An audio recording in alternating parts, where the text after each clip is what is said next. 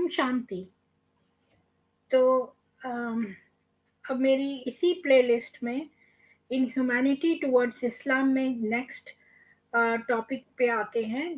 पहले हमने देखा क्रूअल्टी टुवर्ड्स बेबीज, फिर देखा हमने cruelty towards children. Cruelty towards babies में कैसे छोटी बेबीज के साथ रेप करना, क्रूअल्टी टुवर्ड्स चिल्ड्रन में रात में सोए हुए बच्चों पर को मार डालना। तीसरा हमने देखा क्रूअल्टी टुवर्ड्स विमेन, उनको उनका अस्तित्व एक तरह से न मानना और उनको अब्यूज करना, कभी भी मारना किसी भी वजह से, और हर तरीके से एक्सप्लॉइट करना, चाहे वो फिजिकल एक्सप्लॉइटेशन हो, मेंटल एक्सप्लॉइटेशन हो, कानूनन एक्सप्लॉइटेशन हो, फाइनेंशियल एक्सप्लॉइटेशन हो, या फिर रेप के बाद एज अ विक्टिम एक्सप्लॉइटेशन। अब हम चौथे पे चलते हैं, क्रूअल्टी टुवर्ड्स द ओल्ड। तो कई लोगों को मैंने सुना है, स्पेशली मोमिन लड़कियां कहती हैं कि हमारे यहाँ तो जो है ओल्ड की बहुत रिस्पेक्ट है। तो मैं आपको ये दिखाती हूँ कि कैसे 120 साल के एक बूढ़े आदमी ने कुछ कमेंट पास कर दिया था जो कि मोहम्मद के खिलाफ था। तो इसके लिए उसने उनकी जान ही ले ली। तो जो एथिक्स कहते हैं कि जबान के बदले जबान लेनी चाहिए, मतलब अगर कोई आपसे बुरा बोल रहा है तो मैक्सिमम बुरा आप ये कर सकते हैं कि उसकी तरफ बुरा बोलें। जब हम किसी युद्ध में जाते हैं तो घुड़सवार घुड़सवार से लड़ता है, हाथी वाला हाथी वाले से लड़ता है, और तलवार वाला तलवार वाले से लड़ता है। पर ये कैसा है जो किसी ने मुंह से कुछ बोला तो आपने उसका कत्ल ही कर दिया, और वो भी एक 120 साल बुजुर्ग का, इतने बूढ़े का कोई लिहाज नहीं किया। कितनी शर्मनाक बात है। तो मैं आपसे शेयर करूंगी ये हदीस।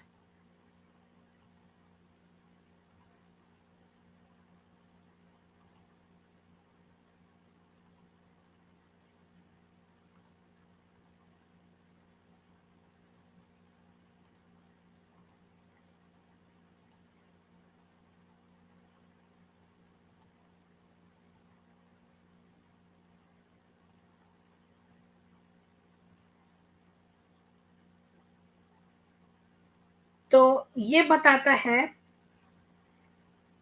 then occurred the Sharia raid of Salim ibn Umar al-Amri against Abu Afaq, the Jew, in the month of Shawwal, in the beginning of the 20th month from the Hijrah of the Apostle of Allah. Abu Afaq was from Banu Amr ibn Auf, was an old man who had attained the age of 120 years.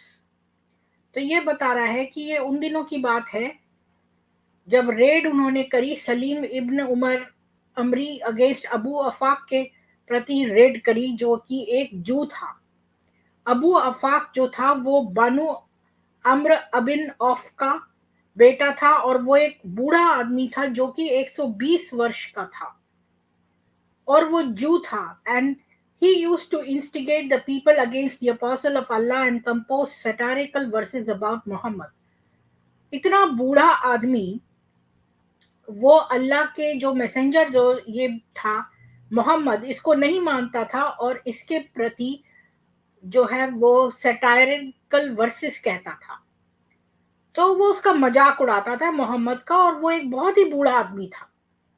तो सलीम इब्न Umar, who was one of the great weepers and who had participated in Badr, said, I take a vow that I shall either kill Abu Afaq or die before him. He waited for an opportunity until a hot night came and Abu Afaq slept in an open place. Salim ibn Umar knew it, so he placed the sword on his liver and pressed it till it reached its bed. The enemy of Allah screamed, and of the people who were his followers rushed to him, took him to the house, and interred him. तो वो जो था सलीम इब्न उमर, उसने एक प्रण लिया कि मैं इसको मार दूंगा या फिर मैं मर जाऊंगा।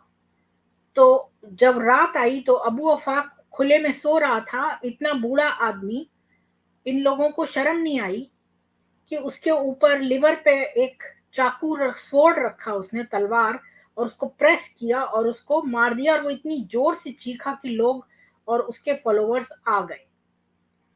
तो इसका रेफरेंस हमें किताब अल तबाकत अल कबीर वॉल्यूम 2 पेज 31 पे मिलता है। तो आपने देखा कि इतने बूढ़े आदमी को इन लोगों ने नहीं बख्शा। कल को हम लोग, हमारे से कोई मजाक करता है तो क्या हम उसके जाके जान ले लेते हैं उसकी? हमारे ईश्वर की कई बार लोग ये कॉमेडियंस मजाक उड़ाते हैं, तो क्या हम उनको जान से मार देते हैं? तो यही बात है एक नॉर्मल पर्सन और एक स्क्रूड अप जो पर्सन है इस तरह के कल्ट में जो उगा होता है, उसमें यही फर्क है कि जो नॉर्मल व्यक्ति है वो कभी ऐसा काम नहीं करेगा कि कोई अगर मुंह से किसी की, अगर उसने गलत भी कहा मान लो तो एक बार को, तो इसका मतलब ये नहीं है कि हम उसके प्राण ले लेंगे। तो जब ये लोग कहते हैं कि एक के प्राण लेना मतलब पूरी इंसानियत के प्राण लेना, तो ये सब झूठी बातें, ये दिखावा है। क्योंकि इन्होंने तो एक 120 वर्ष के बूढ़े आदमी को नहीं बख्शा। कई लोग तो सोचते हैं बूढ़े आदमी लोग बकबक करते ही रहते हैं, बूढ़ा हो गया, शराबी हो गया, ये लोग तो अपने कोई दिमाग से नहीं बोलते हैं। लेकिन उन्होंने इस बात पर भी उस बूढ़े को नहीं बख्शा। फिर देखते हैं कि कैसे इन लोगों ने बूढ़े बूढ़े लोगों को पकड़ पकड़ के सब लोगों को सरकमसिशन किया, उनका खतना किया। तो जो लोग बूढ़े थे उनका भी जबरदस्ती में खतना करा। तो मैं आपको एक ऐसी हदीस दिखाती हूँ जो इस बारे में है। तो मैं शेयर करती हूँ ये स्क्रीन आपसे।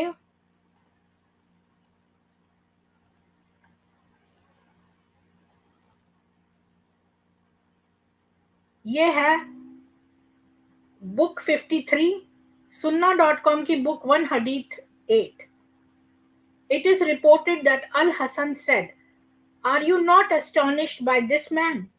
यानी कि मलिक इब्न अल मुंधिर, he went to some of the old people of Kaskar who had become Muslim and examined them and then commanded that they be circumcised although it was winter.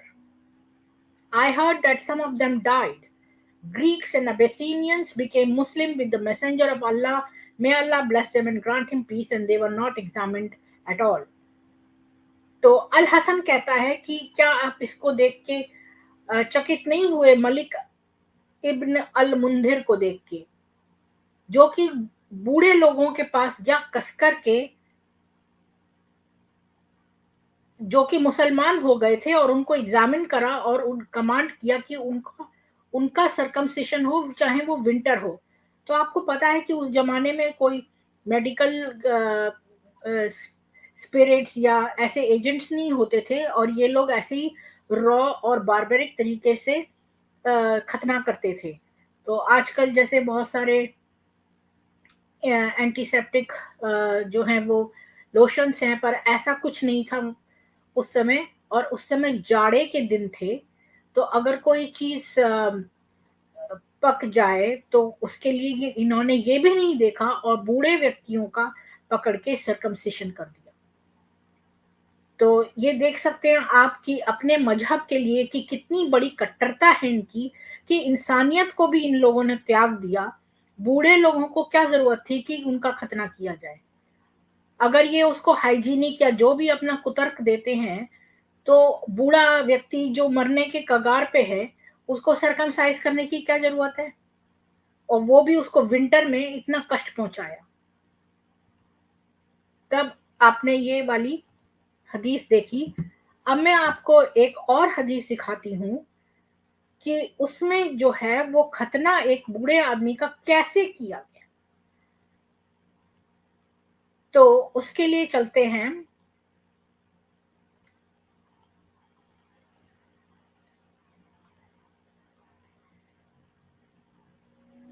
सुन्ना की बुक 1 हदीथ 1 पे। Abu Huraira reported that the Messenger of Allah, may Allah bless him and grant him peace, said, Ibrahim, may Allah bless him and grant him peace, was circumcised when he was 80 years old. He was circumcised with an axe. तो अब देखिए कि अबू हुरैरा बताता है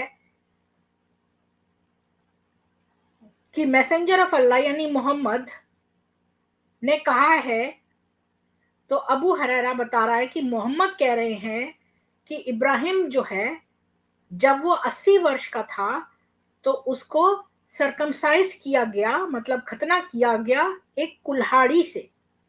तो आपने ये निर्दयता देखी कि एक 80 साल बूढ़े आदमी को खतना की क्या जरूरत थी, और उसका खतना एक कुल्हाड़ी से किया।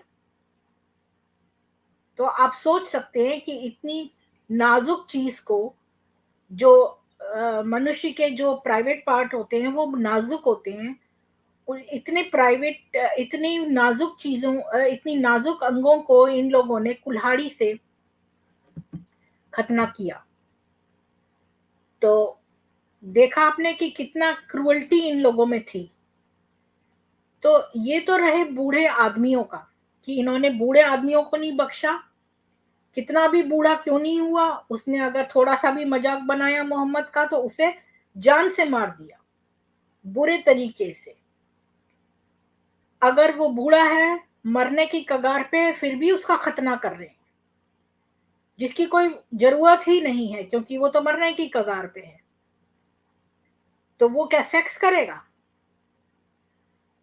और फिर मैं आपको दिखाती हूँ कि ये कहते हैं कि ये वुमेन के साथ अच्छा बिहेव करते हैं। तो हमने ये तो देख लिया कि इन्होंने विमेन को कितना नीच समझा है। स्लेवरी भी हम आगे देख लेंगे। अब बूढ़ी औरत का आपको बताती हूँ, उसके लिए हम चलते हैं हदीस पे।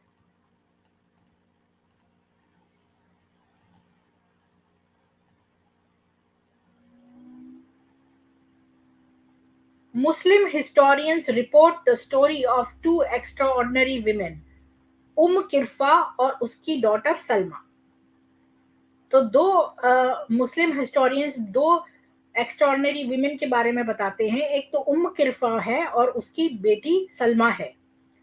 किरफा वॉज द लीडर ऑफ बनी फदारा। किरफा जो थी वो लीडर थी बनी फदारा की। Zaid the foster son of Muhammad raided her tribe. तो जो मोहम्मद का अडॉप्टेड सन था जायद, उसने उसके कबीले पे अटैक किया था। Under her leadership her man defeated the readers. तो किरफा ने जो जायद था उसको हरा दिया था। Many Muslims were killed and जायद हिमसेल्फ वाज वुंडेड।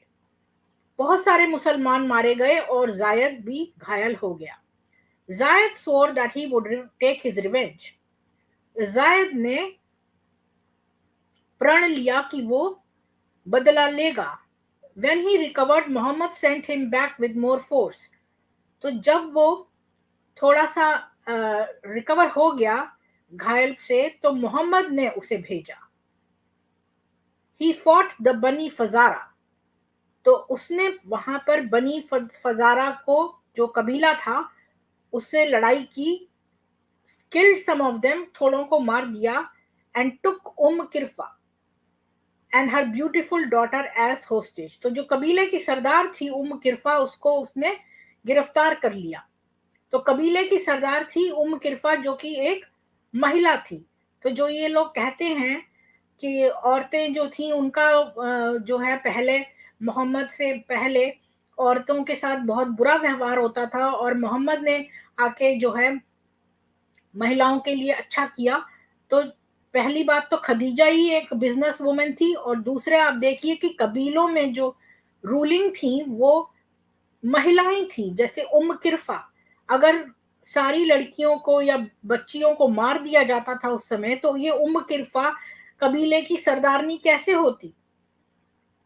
तो ये सब झूठ बोलते हैं, क्योंकि ये दिखाना चाहते हैं कि मोहम्मद जो है वो अच्छा था, जबकि मोहम्मद जो था वो बहुत निर्दयी था।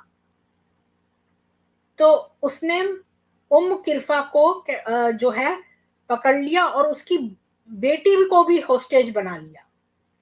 The Sira of ibn Ishaq says जायद किल्ड इरफा क्रूअली। तो इब्न इशाक जो है वो सीरा है जो लाइफ ऑफ मोहम्मद है, वो ये बताती है कि जायद ने किरफा को बहुत ही निर्दयता से मारा। The details of this cruel killing is omitted by Ibn Hisham, who edited Ibn Ishaq's Sira. तो बाद में ये जो इब्न हिशाम था उसने इस इसके डिटेल्स जो हैं वो ओमिट कर दिए, बस थोड़ा सा जो है लिख दिया और बाकी डिटेल्स उड़ा दिए। और ऐसा भी मुझे मालूम है कि जो कुरान है उसमें से बहुत सारी हदीसें इन लोगों ने गायब कर दी, क्योंकि वो इतनी गंदी थी। जैसे कि आपने सोचा कि आयशा से पीडोफिलिया किया मोहम्मद ने, तो ये एक गंदी आयत है, ये गंदे वर्सेस हैं, गंदा डिटेल है। तो इस प्रकार से भी गए गुजरे जो उसमें डिटेल्स थे। ऐसी मेरे पास रेफरेंस है कहीं पर कि कितने हदीसें जो हैं इन लोगों ने पहले ही ओमिट कर रखी हैं। तो Tabari explains that her legs were tied to two ropes and each rope was pulled by a camel until she was ripped into two. तो तबारी जो है उसमें ये एक्सप्लेन किया है थोड़े कम डिटेल में, क्योंकि डिटेल्स इन लोगों ने उड़ा दिए हैं कि उसकी जो लेग्स हैं उनको दो, जो उस बूढ़ी औरत जो थी सरदारनी जो थी उस कबीले की किरफा, उसकी दोनों टांगों को दो रस्सियों से और हर एक एक एक ऊंट से बांध दिया और दोनों ऊंटों को दूसरी दिशा में दौड़ा दिया, तो वो बीच में से चिर गई। इब्न इशाक कहता है, she held a position of honor among her people and the Arabs used to say, had you been more powerful than Kirfa you could have done no more. Such was the courage of this woman that she had become a legend among Arabs. तो वो कबीले की सरदारनी का इतना रुतबा था कि जो अरब के लोग थे वो कहते थे कि ये तुम अगर इतने पावरफुल हो जाओ किरफा की तरह से तो तुमने भी और कुछ न किया होता। मतलब जो किरफा ने किया अपने कबीले के लिए वो उससे ज्यादा तुम नहीं कर पाते। मतलब कि किरफा ने बहुत किया अपने कबीले के लिए और वो एक लेजेंड थी अरब्स के बीच में। तो जो किरफा की डॉटर सलमा थी उसको भी इन्होंने बंदी बना लिया। तो मतलब माँ को तो बनाया ही और बेटी को भी बंदी बना लिया। और सलमा भी जो थी prove to be no less a super woman than her mother.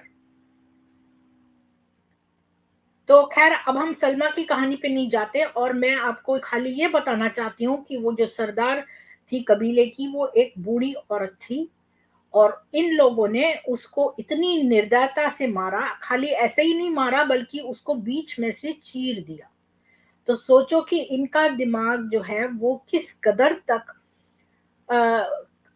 कदर हिंसात्मक है कि नॉर्मल आदमी ऐसी बातें सोच भी नहीं सकता किसी को इतनी निर्दयता से मारने की, और वो भी एक बूढ़ी औरत के लिए।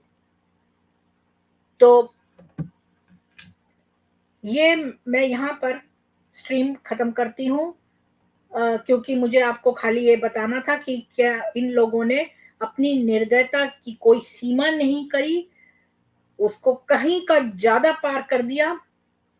साइकोपैथिक किलर्स जो होते हैं वो भी इतनी निर्दयता से नहीं मारते होंगे जितनी निर्दयता से ये लोग मारते थे। आंखें निकालना, तलवार घुसेड़ देना, मैंने इतने सारे केसेस इसमें से पढ़ लिए कि मेरा दिल खराब हो गया है और ऐसा लगता है कि जैसे सीरियल किलर्स या साइकोटिक लैंड में आ गया हो कोई।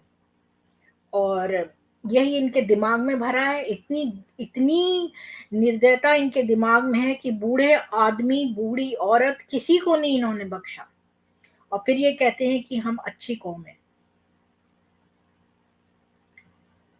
आप लाइक शेयर और सब्सक्राइब करें मेरा वीडियो, और श्रमदान अवश्य करें, मतलब जो मैसेज मैंने दिया है इसमें और जो इन्फॉर्मेशन जानकारी दी है उसे आप एटलीस्ट 2 लोगों को आगे बताएं। अगला मैं करूंगी, इसका नेक्स्ट पॉइंट मैं करूंगी जो कि मेरे ख्याल में 5वां है, वो है जानवरों के प्रति निर्दयता। तो मैं इसको ख़त्म करके अगला ब्रॉडकास्ट शुरू करती हूँ। आपका दिन सुख में बीते। धन्यवाद।